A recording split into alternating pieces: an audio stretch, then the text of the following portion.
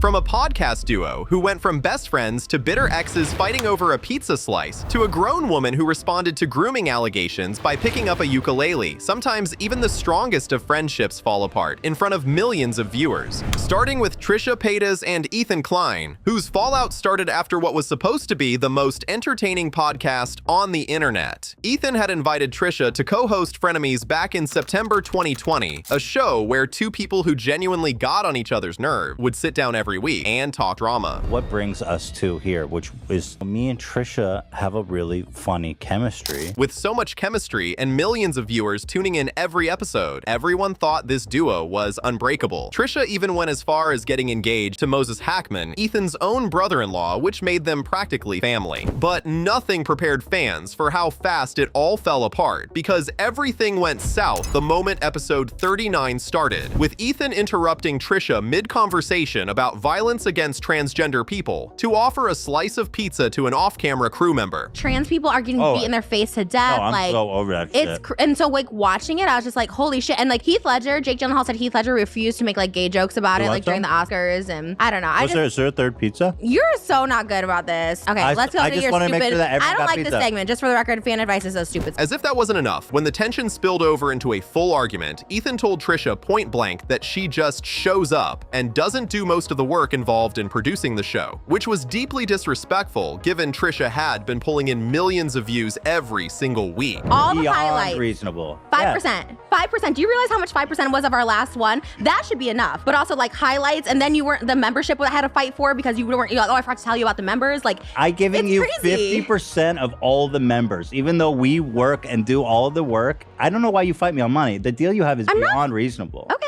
But fans got really upset the moment Trisha got up and walked off set entirely, leaving Ethan sitting there alone in front of 4 million viewers. You can leave anytime, Trisha. But then you're making this thing where we're not ending the show and you get to sit here and be like, okay, well that just happened and you're eating pizza and then I will end the show the minute you walk off the All right, so let's just end it. Okay. Obviously, I don't want to get in an argument over I really like need your to leave. Okay, all right, we're done. Thank you guys. Thank you.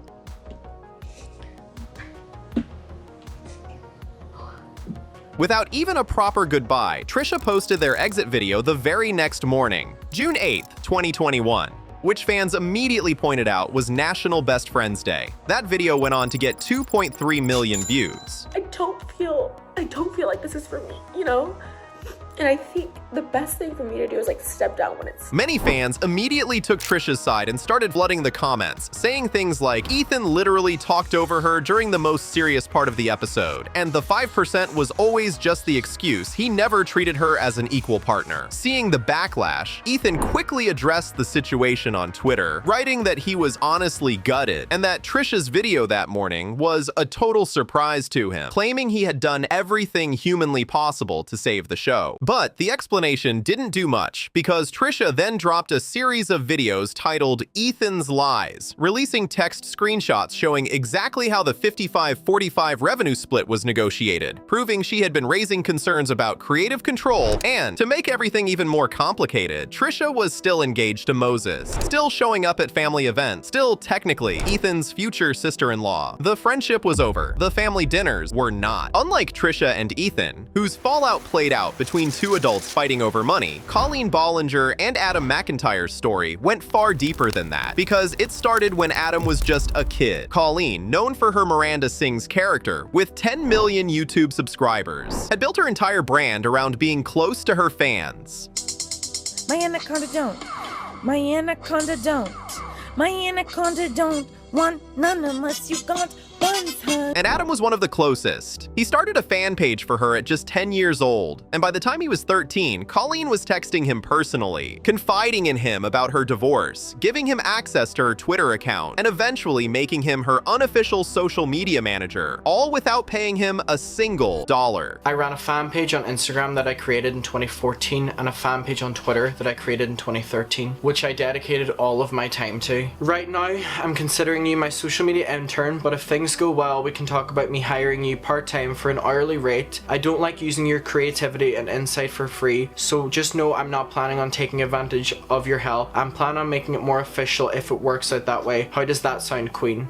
But nothing prepared the internet for what Adam revealed next. Because in June 2023, after another former fan named Cody Rants posted screenshots of a private group chat Colleen ran with young fans, a group chat she named Colleenie's Weenies, Adam came forward again with everything. Screenshot, audio clips, DMs. He detailed years of deeply inappropriate behavior that shocked the entire internet. Colleen, aka Miranda Sings, has been like a staple on the YouTube community. She's like an OG, and recently she's come under fire for leaked DMs and texts of her and minors and creepy things she's done and sent to minors and said to them like very weird things. As serious as these allegations were, fans flooded the comments saying things like, "This completely ruined how I look at her, and she built her whole career off these kids, and this is how she treated them." Even massive creators like Charlie, better known online as Penguin Zero, calling the whole situation out publicly on his channel. Colleen Ballinger is the woman behind the Miranda Sings brand, and recently, 2 months ago, it came to light that she had a history of talking and acting inappropriately with underage fans, even sending some extremely disturbing and inappropriate videos to children in her audience, and a lot of other very awful allegations and accusations against her and the way she acts around children. And of course, Colleen wasn't going to stay silent. 4 days after the HuffPost story broke, she posted a response video on her channel. But instead of a real apology, she picked up a ukulele and sang a 10-minute song dismissing everything as a toxic gossip train.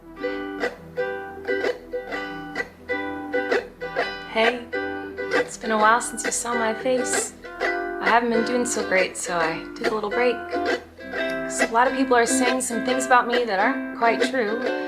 Doesn't matter if it's true though. And actually sang the words, "I'm not a groomer, I'm just a loser." The video hit 2 million views in under 24 hours and became one of the most ridiculed creator responses in YouTube history. Well, I never thought this day would come. A YouTuber just made an apology video worse than Sienna May's iconic interpretive dance. Which got comments flooding in like, she really thought picking up a ukulele was the right move. And if multiple people are telling you that you traumatized them, you don't sing about it. Adam responded immediately on Twitter. As much as Colleen discredited and made fun of me, I'm glad her video did one thing: show you all exactly the type of evil woman she is. Everyone meet the real Colleen Ballinger. Even her own ex-husband Joshua Evans went public, tweeting, "This behavior was my reality anytime I spoke up. I was gaslit." Seeing the scale of the backlash, Colleen canceled the rest of her tour, disappeared from social media entirely, and has never returned to YouTube as her old self. And to prove nothing had been resolved, 2 years later in 2025, Adam posted yet another video responding to Colleen's podcast appearance, saying he grows angrier as he gets older, and ending with, "F you, Colleen Ballinger. You are absolute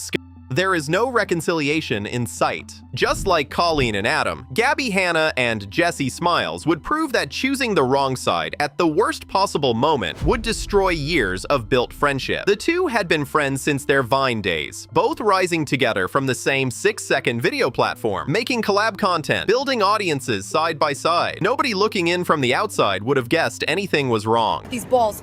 Hey, yo! I like the way your balls look in your jeans. Those jeans make your balls real nice. But the seeds of their fallout were planted all the way back in 2013, when Jessi's then boyfriend, Curtis Lepore, was accused of sexually assaulting her while she was asleep after a concussion. Lepore eventually pleaded guilty to felony assault. And while Jessi was going through the worst moment of her life, Gabbie was on Twitter quietly expressing doubt about the allegations. And then, even after that, continued hanging out with Curtis and his friends like nothing had happened. Number one, you lied. He didn't call you. You hung out with Curtis's friends. Curtis was there. This is what you told me. He pulled you to the side and he told you that. He told you, "I'm so sorry I was mean to you. I can't believe what Jessi did to you," trying to get on your side. When Jessi finally confronted her about it, Gabbie's response was, that was the point where she told me something like I will literally never fucking forget, because I cannot believe like till this day that she would say something like this. She said, "Jessi, Curtis's friends didn't rape you." Which was deeply disrespectful, and something Gabbie would later claim she apparently doesn't recall saying. The two slowly drifted apart after that, with fans noticing the friendship had quietly died until 2019, when everything exploded publicly. Jessi made a video calling Gabbie out for siding with her rapist, and Gabbie responded by going on TMZ claiming Jessi had no right to make their private conversations public. And a deeply revealing move from Gabbie, she then released her own podcast episode calling Jessi a narcissistic abuser. Fans couldn't stand this level of deflection and immediately clapped back. She keeps bringing up Jessi's name after what she did to her, and still tries to portray Jessi as a toxic manipulator.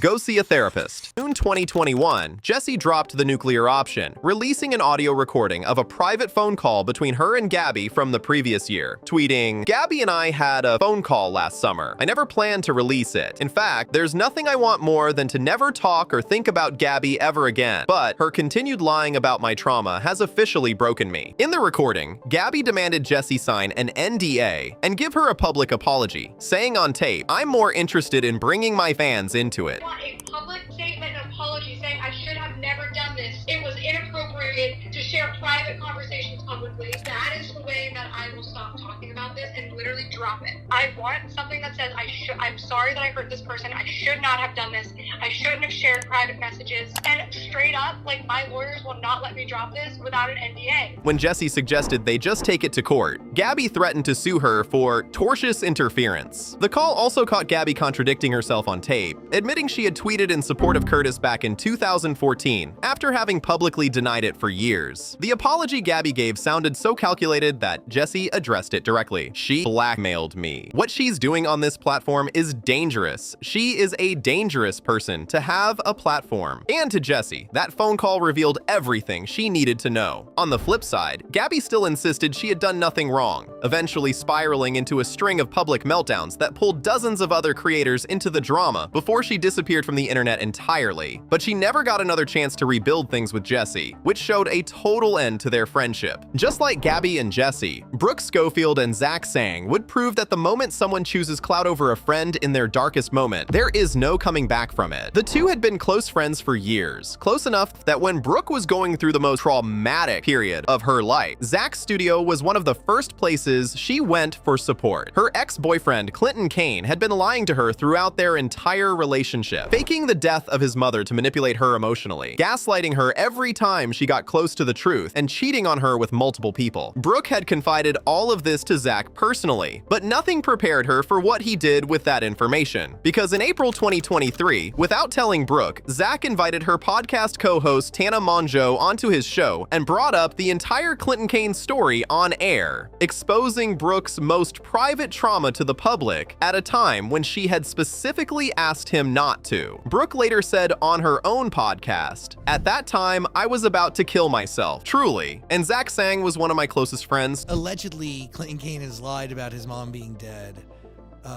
Even though he's released numerous songs about it, an album about it. Which was deeply disrespectful, and something Zach has never once apologized for. However, fans got really upset when Brooke's 16-part TikTok series about Clinton went viral a year later with over 100 million views, and Zach immediately reposted clips of his old episode with Hanna, trying to remind everyone he had been first to break the story. Without even reaching out to Brooke first, he also began privately pitching a TV docuseries about the Clinton drama without her consent. Somebody told me that yesterday. What? Is that he is shopping a Clinton Kane series. That he is trying to sell a show about it. Brooke only found out about it through other people, and that realization ended whatever was left of their friendship entirely. Fans immediately flooded the comments saying, "He waited until she was famous for this story and then tried to profit off her trauma, and being someone's friend isn't a business opportunity." Seeing the noise, Zach's co-host Dan Zolot texted Brooke asking what he could do to settle this, but Zach himself never reached out directly. Brooke addressed it on the canceled podcast. "At no point ever has he apologized to me. Not a single text, nothing." Let me emphasize that at no point ever has he apologized to me for that at all. Okay? She called him because you are an opportunistic fucking clout chasing. And Tana backed her up. It is like so wildly known across LA, like his obsession with clout. The apology that never came said everything. And to Brooke, the fact that Zach tried to quietly fix things through a middleman instead of picking up the phone himself revealed exactly what kind of friend he had always been. On the flip side, Zach never publicly commented on any of it, which fans took as confirmation of everything Brooke said. But he never got another chance to rebuild that trust, which showed a total end to their friendship.